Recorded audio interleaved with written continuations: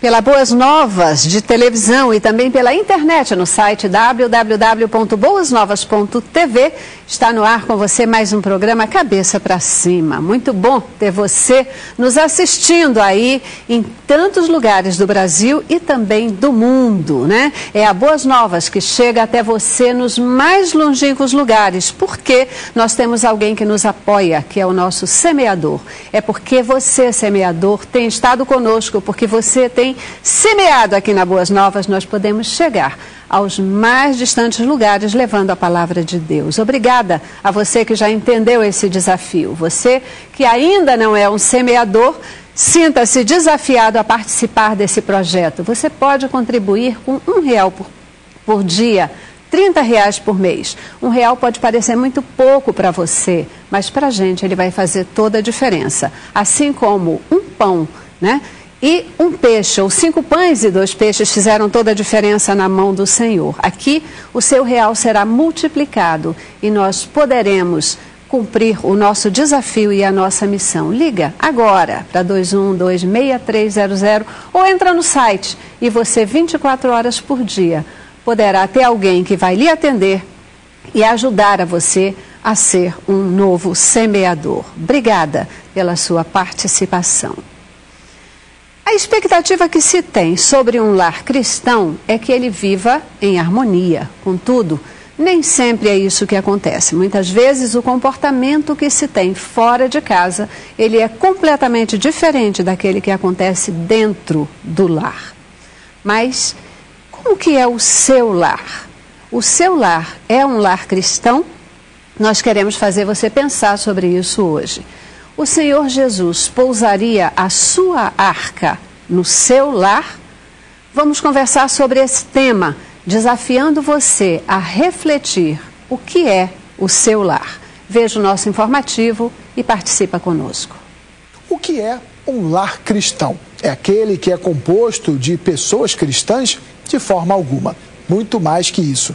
O lar cristão tem bases bíblicas profundas em sua vivência. Esse lar é uma teia de fatores que trazem uma harmonia plena entre os integrantes. Lembre-se que o lar, o relacionamento conjugal, não é fiador da felicidade. O marido e a mulher podem viver sob o mesmo teto, gastar o dinheiro em comum, ter filhos de uma experiência que partilharam juntos. Mas se não revestirem de amor de Deus, as intimidades dos relacionamentos familiares e conjugais podem conduzir a um distanciamento e uma separação. Somente o amor de Deus, sendo cultivado no coração e no lar, poderá fornecer condições para que um casal ou uma família possa resistir aos problemas que os cercam e manter os valores cristãos dentro de suas casas, vivenciando e transmitindo o que Deus ordena. Isso aí, como sempre, o nosso informativo já traz alguns pontos de reflexão para você. Hoje, a gente quer conversar com você sobre o que é o seu lar. Você tem parado e pensado sobre isso? Pode responder de bate-pronto que o seu lar é um lar cristão? Vamos conversar sobre isso e aqui um time muito especial para falarmos sobre o tema. Temos conosco hoje Alexandre Pereira, ele que é bispo da Igreja Apostólica Emanuel aqui em Campo Grande, tem estado sempre conosco, né, bispo? Com um pouco de saudade já tinha um tempo que eu não vinha, mas agradeço mais uma vez a lembrança e vamos falar sobre esse assunto que é tão importante, que é o lar, falar sobre o nosso lar, nossas experiências, aquilo que podemos acrescentar, vai ser muito bom. Verdade, ajudar todo mundo a refletir, com certeza, né? Isso aí. Também conosco a Ana Lúcia de Castro. A Ana Lúcia, que é esposa do bispo Alexandre, ela é pastora também lá da Igreja Apostólica Emanuel em Campo Grande. Obrigadíssima por voltar aqui com a gente. Eu é que agradeço, estou feliz por estar aqui mais uma vez e vamos ver se vamos tentar, né, acrescentar, eu creio que vamos acrescentar aí para a família brasileira, para esse povo que está vendo Cabeça para Cima, assistindo. Isso queremos aí acrescentar. Verdade. Que bom estar aqui mais uma vez. Vamos tentar fazer isso mesmo, né, Ana Lúcia? Eu tenho certeza que vocês que têm trabalhado com família, têm uma experiência bacana também, nos ajudarão nessa reflexão. Também, com certeza. Amém. Gente, e completa o nosso time de hoje, o Leandro de Souza. Leandro, ele é pastor da Igreja Promessa de Deus, aqui em Curicica, no Rio de Janeiro, está com a gente pela primeira vez. Brigadíssima por estar aqui, É um viu? prazer estar aqui e eu louvo a Deus a oportunidade e vamos juntos tentar fazer alguma coisa. Isso aí. Né? A gente achou oportuno conversar sobre esse tema, o que é o seu lar, porque a gente começa do ponto de que não basta ser crente, né? Dizer que é crente para a gente poder afirmar que se tem um lar cristão, né? Um lar que pode ser chamado de cristão, ele tem algumas características de bênção sobre aquelas pessoas, né, que participam daquela família, que precisam ser destacadas. E é isso que a gente quer começar a provocar aqui hoje. E eu provoco vocês com essa pergunta. Eu já fiz uma afirmação, mas é uma afirmação minha. Quero ouvir a opinião de vocês. Basta ser crente para ter um lar cristão? Muito bom. Na minha concepção, não. Até porque a concepção de lar, ela vai transpor algumas questões. E quando a gente fala em lar, a gente está falando primeiro sobre duas atitudes. A primeira atitude de entendermos que precisamos ter responsabilidades recíprocas e depois um amor incondicional. Isso é um lar. As outras coisas são acessórias. E nós vemos isso, inclusive, em lares não cristãos protestantes, que é o nosso caso. Nós vemos isso, vemos responsabilidade, caráter, divisão de coisas, até uma certa piedade. Mas como quando a gente fala em vida piedosa, a gente está falando em vida cristã. Então, é possível se ter um lar, ainda que não cristão, com um bom modelo. Agora, o melhor modelo e o modelo mais aceitável é que se ele fosse um lar cristão. Agora, quando a gente passa por um lar cristão, a gente passa por uma visão de vida piedosa. E quando eu digo vida piedosa, eu queria mais adiante chegar nesse assunto, mas eu queria adiantar uma coisa. Que nós vemos na igreja hoje é que as pessoas acham que o lar é cristão quando apenas 1, 2 ou 3 de uma família de 5, 6 estão em comunhão com uma igreja. Isso não é um lar cristão. E você vê essas pessoas aí ganhando o mundo inteiro e perdendo a sua família. Então, verdade, é uma coisa que eu queria fomentar para mais adiante, para a gente entender bem o que é essa questão de lar cristão. O conceito de que importa muito para Deus, né? Que a família seja ganha para Cristo. E às vezes é isso mesmo, a gente está tão preocupado com trabalhos extras e esquece o que está acontecendo dentro de casa. Mas é para mais tarde mesmo que a gente vai falar sobre isso. Queria ouvir a opinião de vocês. Eu creio que o lar cristão, primeiramente, ele tem que ter paz. Porque é possível o lar ser, né, entre aspas, cristão e não ter paz. Já começa, uma vez eu ouvi uma pregação de um pastor dizendo, imagina os vizinhos tendo que ouvir no domingo de manhã, quando a família está prestes a sair para a escola dominical, a mulher, vamos lá criança, vamos lá filho, vamos lá, esposo vai chegar atrasado, e o pai, que deve ter algum cargo na igreja, seja ele qual for, e gritando e buzinando sem paciência, qual é o tipo de referência que essa família vai dar para a vizinhança, né? Então, primeiramente, eu creio que o lar cristão, ele tem que representar a paz. Se não tiver paz, não tem como dizer, eu tenho um lar cristão, eu sou uma família que vive o reino do Senhor. Eu creio nisso. Eu concordo aí com o que você está colocando, Ana. E tem uma coisa assim, né? Acho mesmo que essa preocupação que a família toda, todos os membros da família precisam ter, é de não viver um sofisma, né? Verdade. Quer dizer, a gente não está falando de, não vamos brigar alto, né? Para os outros não ouvirem, porque senão a gente... somos exemplos, não, a questão é da essência do ser, né? Aquela questão do relacionamento, da piedade, do amor ao outro, que tem que ser autêntico, que tem que ser real. É isso, pastor Leandro? Quando eu entendi o meu ministério, quando Deus me chamou a minha atenção para o lado da família, tanto que o slogan da minha igreja é que eu e minha casa serviremos ao Senhor, eu era diácono na Igreja Batista e ali o Senhor me chamou a atenção para me olhar para as famílias. Foi quando Ele me mostrou algumas famílias que, sem eu ter o conhecimento íntimo ou estar dentro da casa dessas famílias, e eu vi essas famílias sendo despedaçadas, acabando.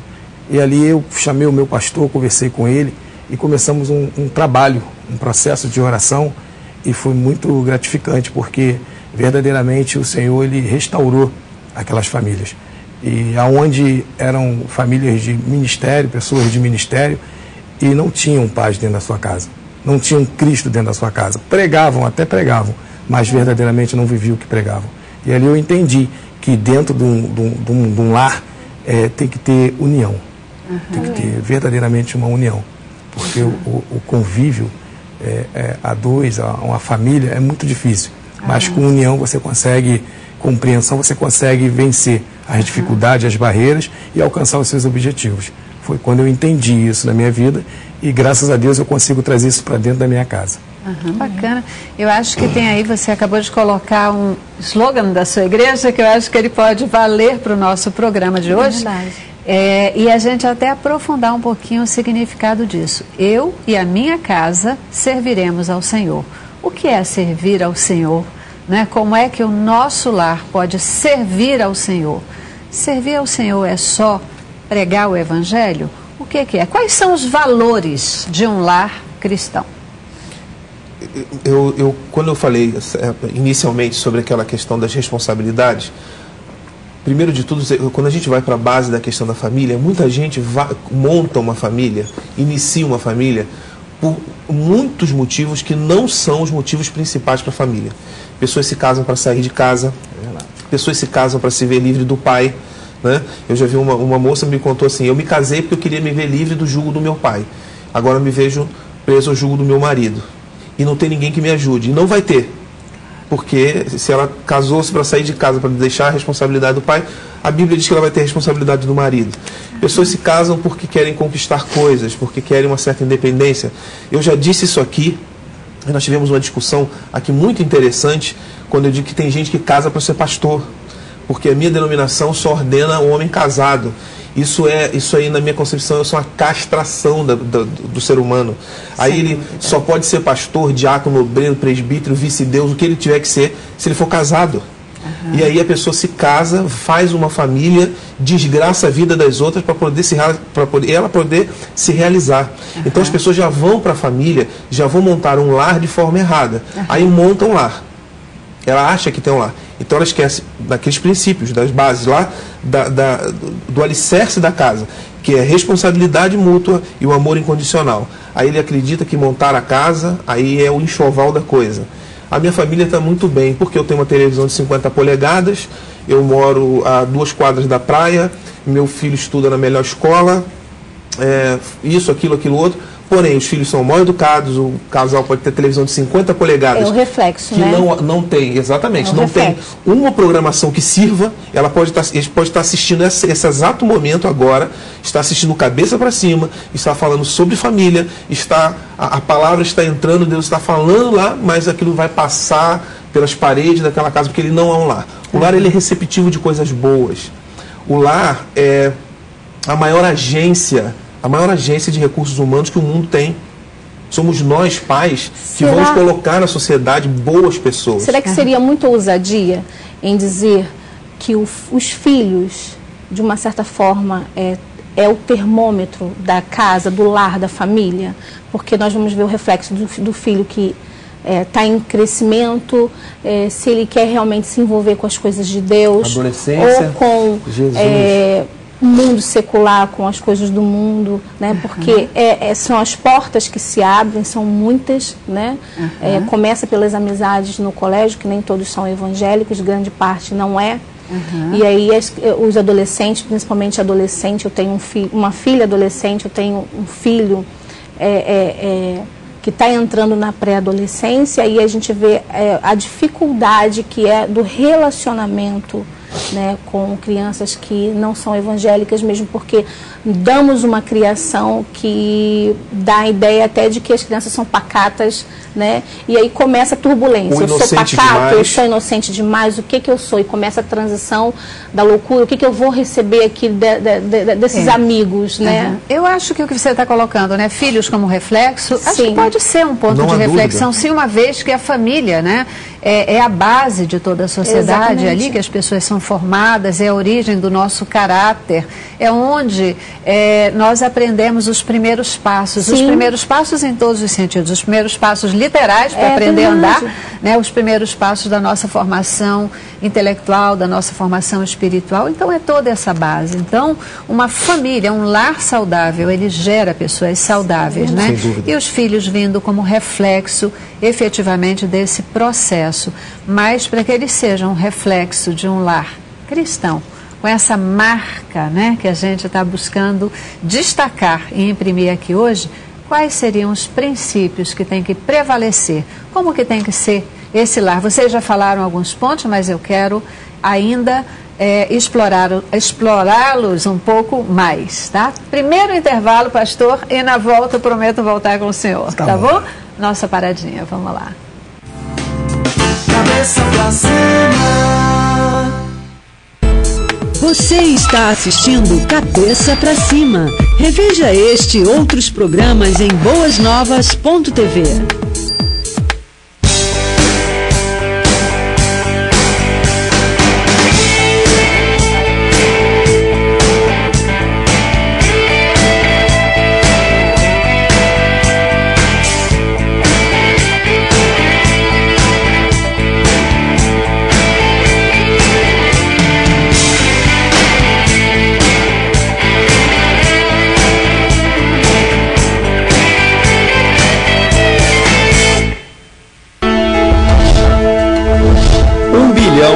$629.375.000 é o número de pessoas que nunca foram evangelizadas. Isso corresponde a 29,6% da população global.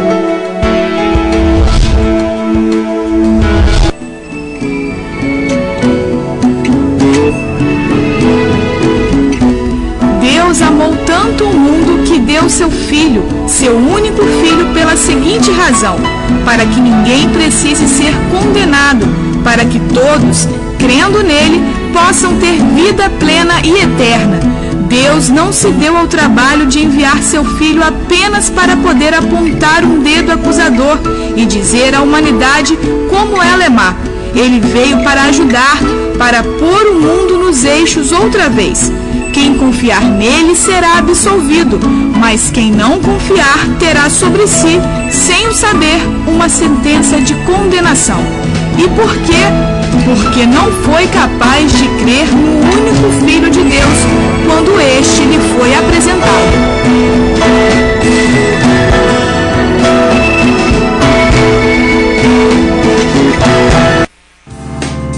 Cabeça pra cima.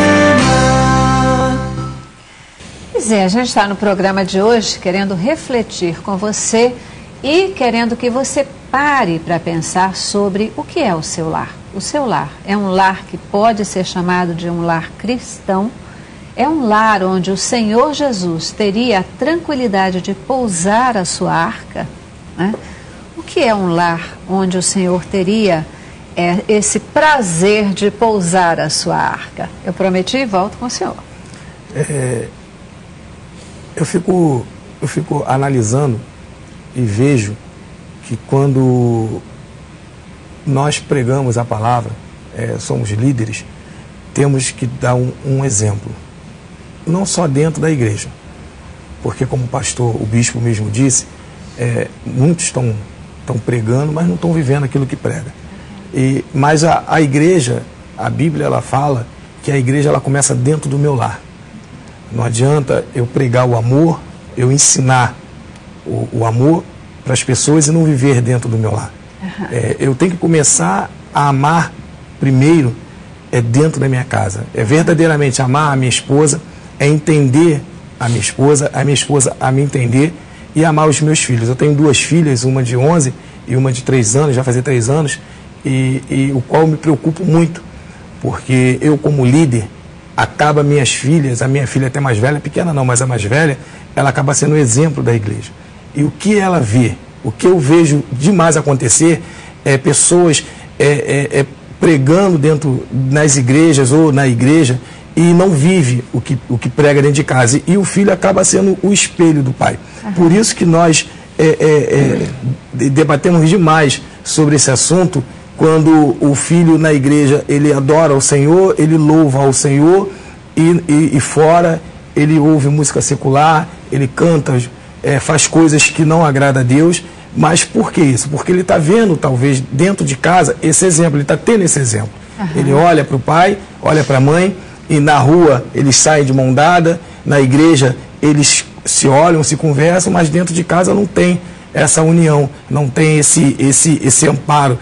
O filho não vê isso do pai. O pai não respeita a mãe não respeita o pai, eles não sentam para conversar, um falando coisas, palavras feias, usando palavras torpes um para com o outro, e o filho acaba vendo isso e trazendo para a sua vida. Poxa, assim, meu pai, a minha mãe, ela se diz serva de Deus, ela fala da Bíblia, ela prega a Bíblia, ela louva o Senhor e faz isso, eu também posso fazer. Por isso que hoje, infelizmente, há muitas famílias destruídas, porque eu tenho que tomar a responsabilidade, porque eu sirvo ao Senhor e a minha casa tem que servir ao Senhor. Quando você fez a pergunta, Cristo teria o desejo de pousar a sua arca nas nossas casas? Eu acho que o principal de tudo, acho que o primeiro princípio de um lar cristão é a verdade. Se nós somos verdadeiros uns com os outros, eu sinto muita falta disso hoje, Celeste, na igreja. As pessoas na igreja não são verdadeiras. Eu vejo muita verdade em círculos de bares e não vejo verdade às vezes na igreja. Eu vejo como as pessoas são assim, extremamente hipócritas em algumas situações e não são, em vez de ser hipócritas em outras, não são. Então, quando nós somos verdadeiros, meus filhos, o pastor tocou num assunto muito interessante sobre, por exemplo, nossos filhos serem padrões, né? Eu digo para todo mundo na minha igreja que meu filho não é padrão de absolutamente nada na igreja.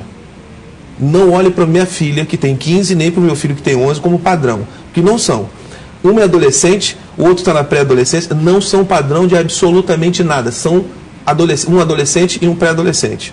Segunda coisa, quando eles olham para o filho do pastor, acha que tem que ser aquela que toca piano, que não sei o que é bonitinho, o garotinho está lá, se eu estou de blazer, meu filho está de blazer também. Não, meu filho vai de roupa de surfwear para a igreja. Porque eu não vou castrar o menino e dizer para ele assim, olha, você vai desse jeito porque eu quero que o meu ministério seja bem visto pelos olhos do povo. Porque é esse povo que vai me abandonar quando a minha família quebrar. Então a gente precisa ser verdadeiro. Eu, pelo menos, tenho sido verdadeiro com a minha igreja por 18 anos e há 18 anos eu estou lá. Então, primeiro de tudo, temos que ser verdadeiros. E aí, quando ele citou também a questão da música, é uma questão que eu vejo muito na garotada lá. Eu vi uma adolescente deixar de fazer um curso de inglês, e a gente falando aqui da importância do inglês hoje para qualquer pessoa nesse mercado de trabalho. Um idioma. A menina deixou de fazer o curso porque o pai entendeu que ela não podia ficar trazendo CD para casa, que estava no próprio material do CD, para ouvir, porque a música era de bandas norte-americanas, inglesas, porque a filha dela o filho não podia ouvir aquele tipo de música. A menina deixou o curso e não pôde fazer. Essas minúcias, essas coisas, falta muita verdade em nós. Pois é, eu queria assim, provocar mesmo e que a gente pudesse buscar discutir uma questão, quando a gente fala, o seu lar é um lar cristão, o que é o seu lar? Porque muitas vezes a gente coloca uma carga, talvez, exagerada e diferenciada para aquilo que a gente está querendo ou buscando enxergar como um lar cristão. É claro que o crente, ele nas nossas linguagens mais formais, sal da terra e luz do mundo. Tá legal. O que é ser sal da terra e luz do mundo? O que vai fazer com que alguém olhe para você, olhe para o seu lar e diga, gente, esse lar é diferente, essa família é diferente, essa família cheira, né? Tem o perfume de Cristo. O que faz essa diferença, né? Que era o que eu gostaria da gente poder falar um pouquinho disso, talvez trabalhando aqui sobre os frutos do Espírito. Vocês já falaram algumas questões, né? A questão da piedade, a questão do amor, a questão do relacionamento. O que faz a diferença numa família que quer ter a marca de família cristã? Eu creio que a própria manifestação do Espírito Santo. Vamos lá. Davi, num certo momento de alegria, ele começa a festejar, a dançar. E diz a palavra do Senhor que as suas vestes, ela começa o quê? Pular. Né? E um dia eu ministrei isso na igreja. Será que alguma das mães aqui presente, mães de adolescentes, permitiria que o meu esposo, ao se regozijar diante do Senhor em alegria, num tempo de vestimento, de vestido, pulasse aqui a ponto das suas partes íntimas ficarem desnuda? Alguém permitiria que suas filhas permanecessem no templo? Obviamente a resposta foi não. Porém, essa dança, essa alegria foi sincera diante do Senhor, e o Senhor recebeu essa alegria de Davi.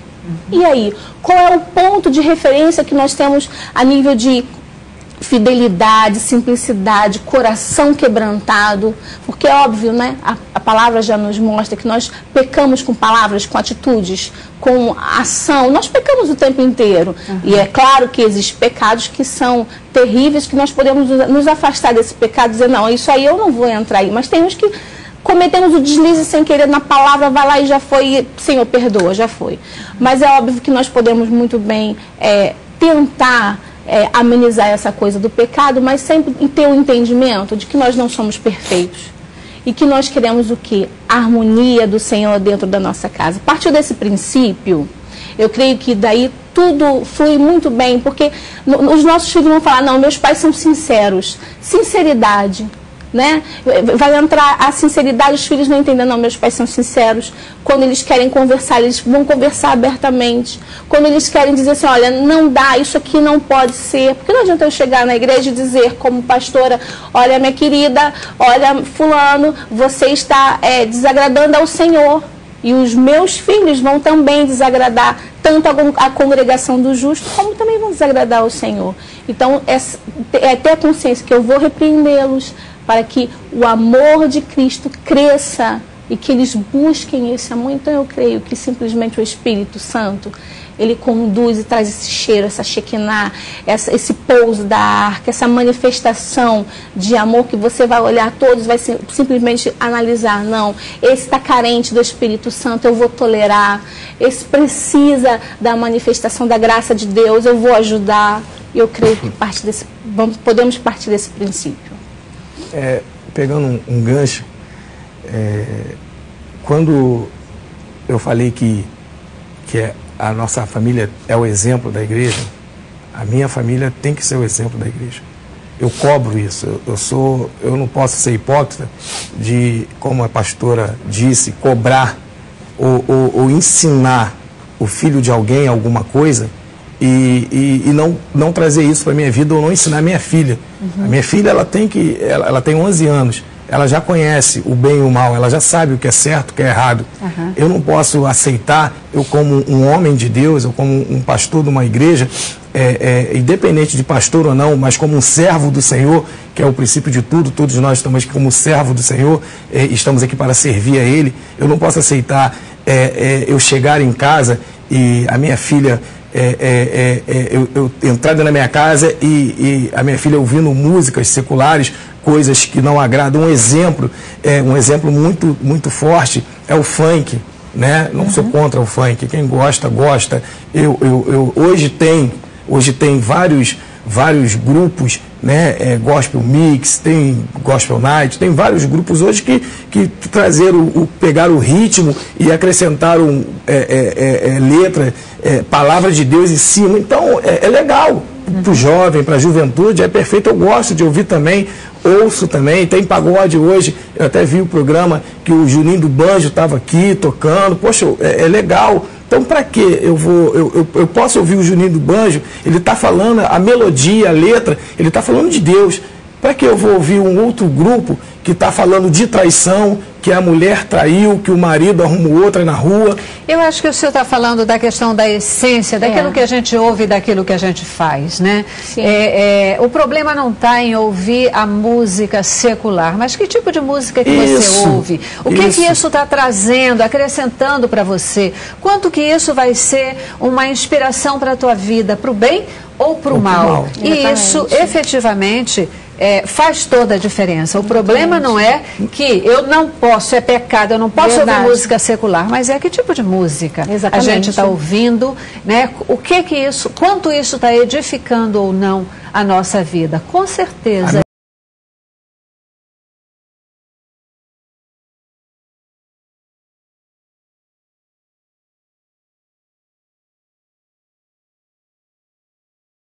Ainda, o que é ser uma só carne? Que bom, afinal de contas, a gente casa, né? A família é formada e a primeira coisa, né? No primeiro laço do casamento, antes mesmo dos filhos, o propósito é que homem e mulher se juntem, eles sejam uma só carne. Mas o que é ser uma só carne? Logo depois do nosso intervalo, tá bom? Vamos lá. Cabeça pra cima. Você está assistindo Cabeça pra Cima. Reveja este e outros programas em boasnovas.tv. A detecção precoce aumenta a chance de cura do câncer de mama. Olhe e sinta o que é normal e o que não é em suas mãos. Caso perceba alterações, procure um médico. Se você tem mais de 40 anos, faça o exame clínico uma vez por ano com um profissional de saúde. Se você tem de 50 a 69 anos, faça também uma mamografia a cada 2 anos. O cuidado com a sua saúde é um gesto de amor à vida. Procure uma unidade básica de saúde e saiba mais. Melhorar sua vida. Nosso compromisso.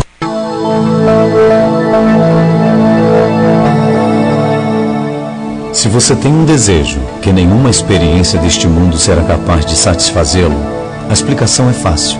Você foi criado para outro mundo. C.S. Lewis.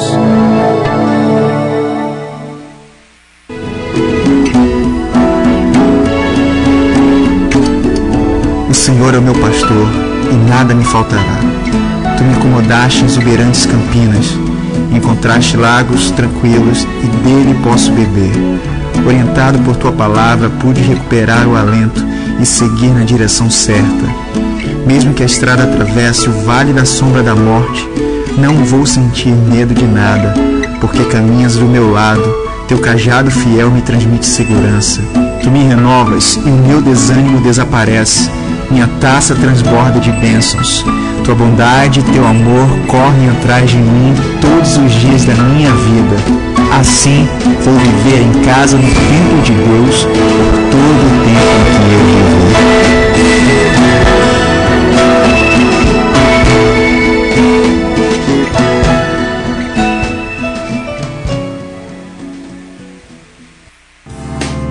Cabeça pra cima. No contexto de o que é o seu lar, fica a nossa pergunta: o que é ser uma só carne? Eu vou deixar começar com ela. Oh, meu Deus. Fica à vontade. Você. Quando a gente ouve esse termo ficou tão comum, né, aqui para nós cristãos. Ele é tão comum, o que é ser uma só carne, agora você é uma só carne. Mas isso me remete a uma questão que nós falamos aqui já também há algum tempo atrás, quando nós estávamos falando sobre casamento. Quando eu volto a dizer que antes do casamento, se nós não temos responsabilidade para com Deus, não adianta nem casar, não é? Porque antes de eu ter um compromisso com ela, antes de eu me tornar uma só carne com ela, de assinar um papel, de ir para uma lua de mel e depois dizer, agora está consumado meu casamento, eu tenho que ficar casado com ela a vida inteira. Eu não estou casado com ela a vida inteira porque eu estou casado com ela. Eu estou casado com ela e vou ficar casado com ela a vida inteira porque antes de casar com ela, eu tenho um compromisso com Deus. E é o meu compromisso com Deus que vai evitar aquilo que Moisés dizia, que a Bíblia diz que Moisés dava carta de divórcio por conta da dureza do coração. Quem tem coração duro não tem Deus. É importante que a gente faça essa divisão, não é? E a Bíblia diz que Deus endureceu corações de um que não vai ter marreta que quebre. Então Deus endureceu o coração dele. Se Deus endureceu o coração dele, não tem nem como orar a Deus para isso. Então, se eu tenho um compromisso com Deus, eu estou quebrantado, transformado, sou salvo, piedoso, aí eu me caso. Eu me caso e vou ficar casado com ela o resto da vida. Aí eu sou uma só carne com ela. E como é que isso se reflete no dia a dia de um lar cristão, ser uma só carne? Aí isso é importante. Posso resumir? Pode. Eu creio que é viver a lua de mel, aquele primeiro momento, todos os dias. Eu tenho assim, quando você falou de uma só carne, eu lembrei de algo que aconteceu essa semana. Eu fui fazer uma polissonoterapia e fiquei monitorada durante uma noite. E tanto ele quanto os meus filhos me deixaram, né, na clínica para fazer o exame. E depois eu fiquei sabendo que ele comentou no Face com algumas irmãs que era como se tivesse faltando um pedaço. E aí ele teria que me buscar às 7 horas da manhã na clínica e 5 horas da manhã ele já estava a caminho da clínica de braços abertos dizendo: eu não consigo ficar sem você, eu não consigo dormir sem você. Então, um exemplo, nós temos que ter esse sentimento de troca para que daqui 50 anos, né, vamos dizer 80, não sei, quem sabe, tenha esse mesmo sentimento do início do casamento, dessa troca, de ser um respeitar o outro, né, de saber que você precisa mesmo do outro. Tem os defeitos? Sim, claro, viver a dois é difícil demais. Porque você tem que isso que eu ia colocar para você. Será que não é uma utopia? Isso é provocação. Será que não é uma utopia a gente imaginar que é possível a gente viver uma lua de mel eternamente, apesar do dia a dia dentro do lar, da correria com os filhos? O que faz com que a lua de mel possa ser duradoura? É possível, o amor, né? O amor. O amor. O amor. O amor, ele é o que ela disse. É o sentir falta, é quando está perto, é gostar de estar perto, é quando está longe, querer que esteja perto. Ela tocou num ponto muito interessante. Eu tenho o meu trabalho, eu trabalho e eu, graças a Deus, eu tenho a possibilidade de trabalhar com a minha esposa. Então, vivemos junto o dia todo e chega à noite, estamos na igreja, né? Então, 24 horas nós estamos juntos. E quando ela não está comigo, o meu dia não rende. Eu saio para resolver as minhas questões na rua do meu trabalho. Eu peço a ela: poxa, essa semana tu separa para tu estar comigo, porque quando tu está comigo, o meu dia ele rende. Se você não está, eu não consigo trabalhar. Não tô, minha esposa me conhece, não estou aqui falando coisas que eu não vivo. Eu sinto falta da minha esposa. A minha esposa, ela foi ter minha filha, eu fiquei arrasado. A minha filha mais velha falou: poxa, pai, ela foi ter a neném. Falei: eu queria ela aqui comigo, sabe? Porque é o amor. Dado que vocês têm um padrão que a gente pode até considerar talvez diferenciado, né, dentro de uma grande maioria de rotina do dia a dia, qual é o segredo para vencer, por exemplo, ou como tratar as desavenças matrimoniais, para que elas não se transformem em problemas dentro de casa, para que elas não causem mágoas, para que elas não tragam dor? Como resolver dentro de casa as desavenças matrimoniais? Nós dois aqui temos uma forma que eu acredito, pelo menos não sei se serve para todo mundo. Querem aprender? Ou se quiserem aprender, a gente ensina. Primeiro, eu sei que tem coisas dela que nunca vai mudar. Tem coisas dela que não vai mudar nunca. Quanto a isso, eu já me acostumei. A mesma coisa comigo. Aquilo que ela conseguiu mudar, ótimo, ela mudou, teve coisa que ela se esforçou para mudar, eu venho me esforçando até hoje. Então, primeiro que a gente tem que olhar para o outro sempre como superior a nós. Isso é o Evangelho. O Evangelho faz você olhar para outra pessoa. É interessante que às vezes, como eu falei da questão da verdade, a gente quer olhar para o membro da nossa igreja e ter piedade dele, mas não tem piedade de dentro da nossa casa. Então, eu olho para ela e tenho que olhá-la sempre como superior a mim. Primeira coisa, isso é Evangelho. Segunda coisa, tem que olhar que ela tem defeitos, eu também tenho. Tem dia que eu a suporto, tem dia que ela me suporta. E a gente continua na lua de mel.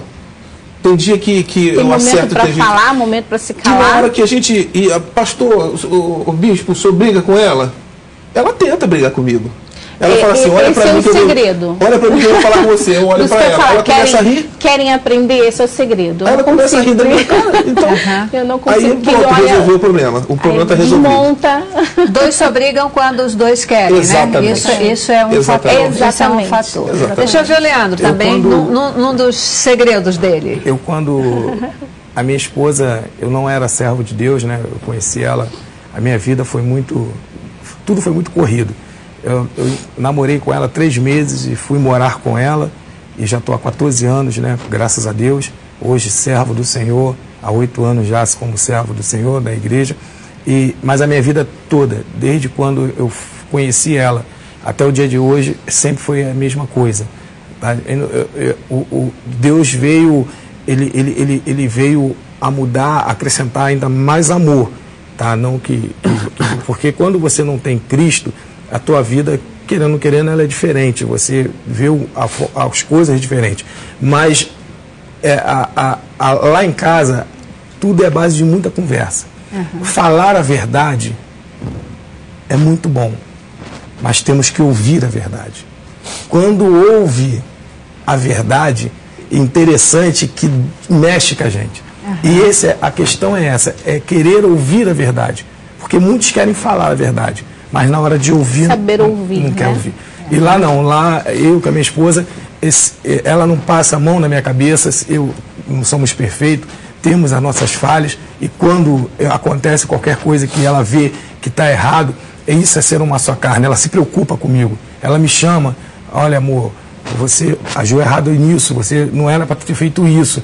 E a verdade, eu entendo que é verdade, ela não quer o mal, ela quer o meu melhor. Ser uma ajudadora passa por aí, né, pastor? É ter sabedoria. É poder ter sabedoria para dizer o que está fazendo, o que parece bem, o que parece. E quantas das vezes nós, como homem, temos a ideia de que somos o correto. Não, eu vou por esse caminho, porque esse caminho, mas agora eu aprendi, eu já dei algumas cabeçadas aí, mas eu aprendi. Quando a minha esposa fala, não vai. A mulher tem uma sensibilidade. Eu não vou, porque se eu for, vai me dar problema, vai me causar algum problema. Então eu entendo agora, eu já entendi. Eu entendi esse lado dela. Então é a base de muita conversa mesmo. É olhar olho a olho, é falar a verdade, tu entender que aquele momento ali tu tem que ouvir a verdade e aceitar a verdade. Eu queria também, estou colocando as perguntas mesmo para a gente poder até ter um pouquinho do âmbito um pouco mais amplo de falar, mas nós temos falado aqui sempre no casal, né? A questão do marido e da esposa. Mas a família, o lar, ele não é formado só pelo marido e pela esposa, tem os filhos também. Como é que é essa questão, o papel dos filhos, o relacionamento pais e filhos, filhos e pais? O que vocês têm a dizer sobre isso, no sentido de garantir papéis de cada um para que o lar seja harmônico? Olha, eu lá em casa, eu vou falar da minha vida, porque eu tenho que falar da minha vida. Claro. Lá em casa, eu sempre falo que eu fecho com a minha esposa. Amo minhas filhas, mas eu vejo isso muito dentro das igrejas. Quer ver um exemplo? Pai, posso ir ao shopping? Um exemplo. Poxa, filha, não vai não. Não vai não. Aí ela vai na mãe. Mãe, poxa, deixa eu ir ao shopping. Ah, vai, filha. Trouxe uma divisão para dentro de casa. Tá entendendo? Então eu trago isso para dentro da minha casa. Se minha esposa falar, trazer, olha, o Tainá, que é minha filha, não faça isso. E a minha filha já sabe que não adianta nem vir a mim, porque primeira coisa que eu pergunto, já falou com a tua mãe? Ah, já, o que ela disse? Falou que não. Querida, se ela falou que não, é não. A minha palavra é igual a dela. Por quê? Porque isso traz divisão para dentro de casa. E querendo ou não querendo, os filhos, se a gente não tiver apercebido a esse ponto, os filhos trazem briga, trazem desunião para o nosso relacionamento. Porque hoje é um vai, um não, um sim, um não. Tudo bem, passou em branco, amanhã é outro, daqui a pouco o filho toma a força do pai. E o pai, o relacionamento fica aquele lado. Poxa, minha mãe é melhor do que meu pai. O filho tem que entender que o pai e a mãe é uma só carne e querem o melhor para eles. Comungam da mesma decisão. Entendeu? Existe um texto de Samitiba, muito bonito, que diz que uma verdadeira família, ela é aquela que, depois de formada por um casal, e que aquele casal tem filhos, os filhos, eles saem como navios que desatracam num porto e vão embora. Mas aquele navio vai lá, faz as suas viagens, mas sempre que precisa reabastecer, sempre que precisa fazer um conserto, ele volta para o porto de origem. Então, essa palavra do pastor, que dentro da psicologia a gente chama do princípio da não independência das decisões, é quando o marido diz assim, não vai não. O filho já nem mais procura a mãe, porque sabe que ele não vai conseguir. Isso dá uma segurança tão grande naquela criança que ela vai crescer, e depois que ela casar, que ela for embora, quando o pai já estiver idoso, com a mão tremendo, ele vai voltar, os filhos vão voltar lá para perguntar ao pai o que deve fazer. Uhum. Algumas pessoas dizem assim, eu acho lindo que o fulano tem 50 anos e vai lá procurar o pai de quase 80 ou de 70 e tantos anos para poder fazer uma pergunta, para poder fazer, pai, eu compro essa casa? Não compro? O que o senhor acha, pai? O que o senhor acha que eu devo fazer? Esse princípio que o senhor falou, pastor, é esse princípio que traz para os filhos a certeza que ali tem um porto seguro. Mas quando ele diz assim, minha mãe chega lá, eu vou, porque minha mãe deixou, tipo assim, ela está do meu lado e você não. Esse princípio é importante. Há uma quebra, é saber que os pais, eles são verdadeiramente a liderança, a autoridade da casa. Eu queria até assim colocar algo que eu tenho visto muito como moda. Os meus filhos são os meus melhores amigos. Sim, são. Porém, essa amizade, ela tem, vamos dizer, uma vírgula. Um limite. Por quê? É justamente um limite. Eles são os meus melhores amigos, eles vão me aconselhar, como eu também, né, vice-versa, e aí então não tem limite, não tem autoridade, não tem... eu acho interessante que outro dia eu estava dentro do carro com minha filha e eu queria algo, que ela me desse algo do banco de trás, e ela ficou brincando, e eu fiz assim, aí ela, você é a mãe, a autoridade está com você, não vai pegar não? Ou seja, os filhos... eles precisam de autoridade. E às vezes eles desafiam, né? Claro, e às vezes eles desafiam. Exatamente. Eu não vou assim, me alongar, mas queria também fazer um comentário. Eu concordo plenamente com essa posição, né? Do casal tem que estar fechado. Exatamente. No sentido da decisão. Não pode transparecer para os filhos a situação de quebra dessa autoridade e desse consenso. Mas... há que se ter abertura por parte de cada um dos pais, de poder ouvir o que os filhos dizem, né? Ouvir, perceber, São indivíduos, né? sentir o que está acontecendo, dar espaço para o filho se colocar, ter palavra e aí o casal trabalhar essa questão e poder ir com consenso também para atender a demanda dos filhos, porque o risco muitas vezes se a gente não entender o que é esse fechamento do casal, também os pais não conseguirem ouvir o que o filho está colocando, o que os filhos estão colocando, e isso distanciá-los e fazer com que eles não encontrem o seu espaço de pertencimento na família. Verdade. Né? Perfeito. É um aspecto que eu gostaria de colocar aqui, para que a gente pudesse dizer Muito a cada bom. dia e de maneira mais forte, eu e a minha casa serviremos Glória ao a Senhor. Deus. Né? Glória a Deus. Queridos, a gente já vai para o nosso último bloco, né? Aqui, nosso último intervalo. Quando a gente voltar, a gente volta com a boa música do Rodrigo Claro, e hoje eu quero oferecer essa primeira música do Rodrigo para todos os nossos semeadores, especialmente aqueles que fazem aniversário no dia de hoje. Os nossos parabéns, o nosso carinho para você, semeador. Voltamos e você vai ter como presente do Cabeça para Cima a boa música do Rodrigo Claro. Vamos lá. Cabeça pra cima. Você está assistindo Cabeça para Cima. Reveja este e outros programas em boasnovas.tv. Deus disse: façamos os seres humanos à nossa imagem, de forma que reflitam a nossa natureza, para que sejam responsáveis pelos peixes do mar, pelos pássaros no ar, pelo gado e, claro, por toda a terra, por todo animal que se move na terra. E Deus criou os seres humanos, criou-os à semelhança de Deus. Refletindo a natureza de Deus, Ele criou macho e fêmea.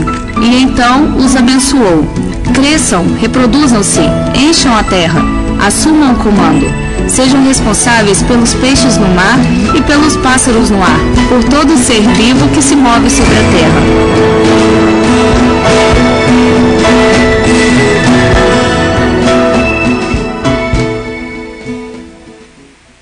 O que você faz com R$1? Até o pão tá meio difícil de comprar com R$1.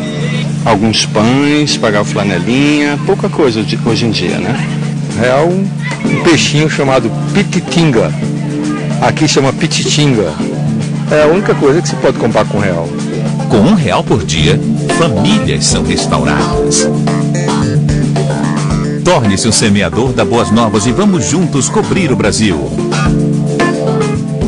Conheça a história e saiba como tudo começou visitando o Museu Histórico Nacional da Assembleia de Deus. Peças, fotografias, documentos e outros objetos que registram com emoção a fé e a gigante obra iniciada em Belém do Pará.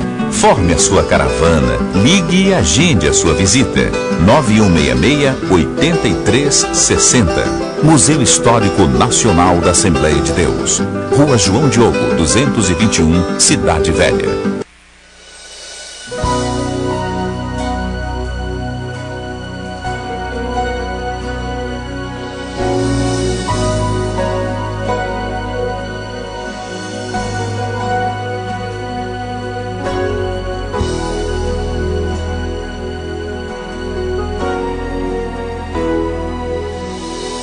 Deus tem escolhido um povo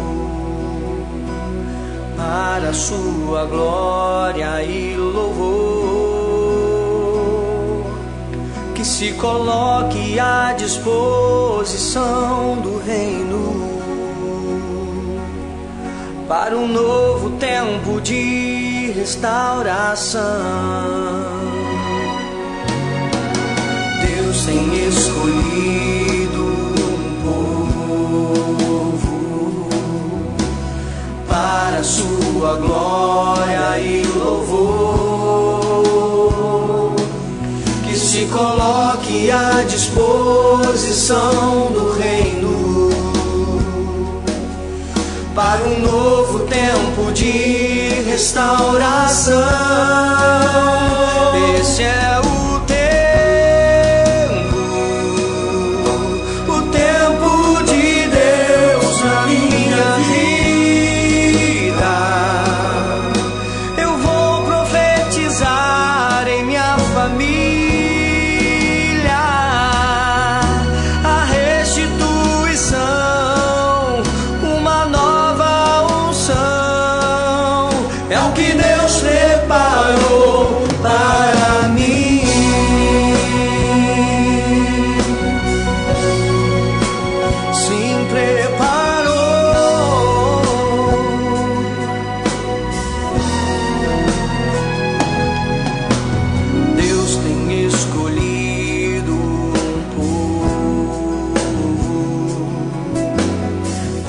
sua glória e louvor,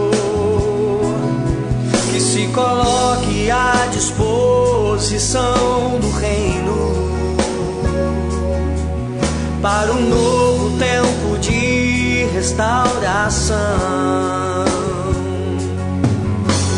Deus tem escolhido um povo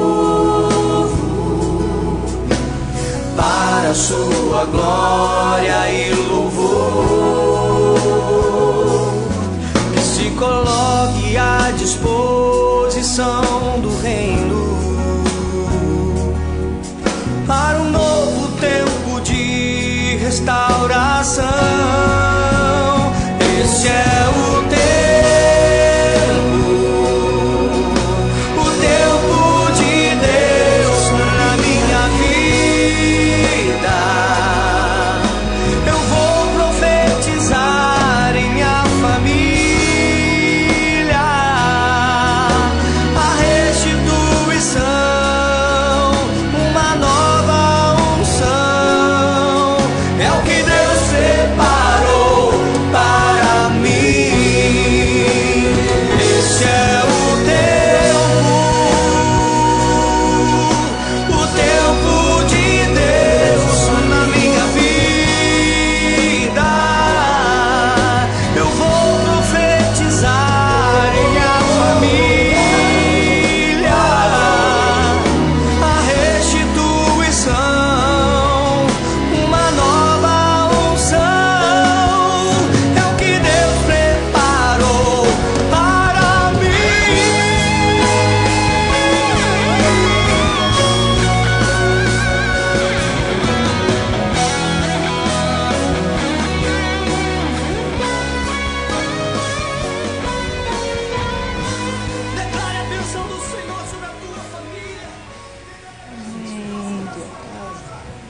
Amém, amém, aleluia, aleluia. É isso que a gente quer também deixar aqui, sabe, Rodrigo, para os nossos telespectadores.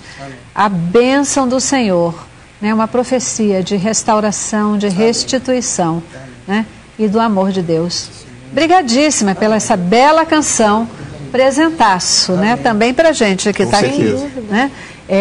Deus abençoe a sua carreira, o seu louvor, amém, a sua vida e a sua família, Rodrigo, tá bom? Eu volto já já contigo para a sua última música, agradecendo pela tua presença aqui conosco, sim, tá? E queria agradecer também a presença e participação de cada um de vocês, podendo falar sobre esse tema, contribuir aqui para reflexão. Aqui a gente não quer deixar nenhuma lição, nada especial, mas a gente quer provocar o nosso telespectador para pensar e entender, né, e tentar responder essa questão. O que é o meu lar? Como está o meu lar? Obrigada mais uma vez. Sua despedida para o nosso telespectador, pastor. Eu agradeço a Deus, né, louvo ao Senhor. Para mim foi muito gratificante estar aqui. Espero ter contribuído. Com certeza. Só vou deixar aqui pai, mãe, ouve os filhos. Uma certa vez eu chamei a minha filha e perguntei a ela o que eu tinha de bom para ela. E ela falou muitas coisas. Mas eu falei, e agora? O que eu tenho de ruim? O que você acha que eu posso melhorar para você? E ela chorou e falou, pai, eu só gostaria que o senhor fosse menos duro, menos rígido. E eu falei para ela, filha, hoje você não entende, mas amanhã você vai ser uma ótima esposa, uma bela mãe e uma pessoa digna diante da sociedade. Porque o filho, nós temos que também ouvir os filhos. Então eu deixo esse recado, ouve a família, esposo, marido, filhos, se unam, porque aí o Senhor habita no meio dessa família. É verdade. Eu agradeço a Deus. É isso aí, muito bom. Ana Lúcia, sua despedida. Eu, mais uma vez, quero agradecer pelo privilégio de estar aqui com vocês e para todos que estão em casa, ouça, como disse o amado pastor aqui do lado, ouça os seus filhos, tenha um diálogo aberto, sem se preocupar em estar rotulando, ouça, que seus filhos possam confiar em você, que os melhores amigos dos seus filhos sejam verdadeiramente você, a mulher, o homem da casa, e Deus possa abençoar a sua família. Amém. É uma alegria poder estar aqui, muito obrigado por ter lembrado de nós novamente. Eu queria me dirigir a quem está em casa para dizer uma coisa muito importante, que é algo que eu sinto, que para mim pode fracassar tudo na minha vida, coisas que eu amo, como a advocacia, pode fracassar o meu ministério, só não pode fracassar a minha família. Por ela eu faço qualquer coisa. Então, se a minha família estiver de pé, todas as outras coisas vão estar de pé. Faça a mesma coisa, busque a mesma coisa, lute pela sua família, vale a pena. É a única coisa na minha concepção que vale muito a pena. Deus abençoe a todos. É isso aí, né? Não é à toa que Deus, o conceito da família, do lar, é uma coisa que nasceu no coração de Deus, né? A família é formada por Ele. Por isso a gente tem que efetivamente prezar e que a nossa família possa exalar o perfume de Cristo, porque aí cada um de nós conseguirá ter uma vida plena, de acordo com aquilo que Deus tem preparado para nós. Obrigada pela sua presença e participação conosco no programa de hoje. Terminamos o programa ainda com boa música do Rodrigo Claro. Paz.